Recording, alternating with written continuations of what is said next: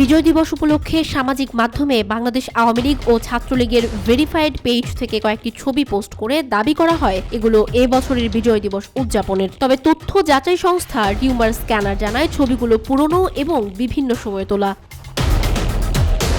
চট্টগ্রামের মিরসরাই ও রাঙ্গুনিয়ার ছবিগুলো 2022 ও 2023 সালের বিজয় দিবস ও 21শে ফেব্রুয়ারিতে তোলা। কুমিল্লার মেঘনার একটি ছবি 2023 সালের বিজয় দিবসের। রিভার্স ইমেজ সার্চে এসব তথ্য নিশ্চিত হয়েছে। সুতরাং পুরনো ছবি সাম্প্রতিক বলে প্রচার বিভ্রান্তিকর এবং সঠিক তথ্য নিশ্চিতের প্রয়োজনীয়তা উল্লেখযোগ্য।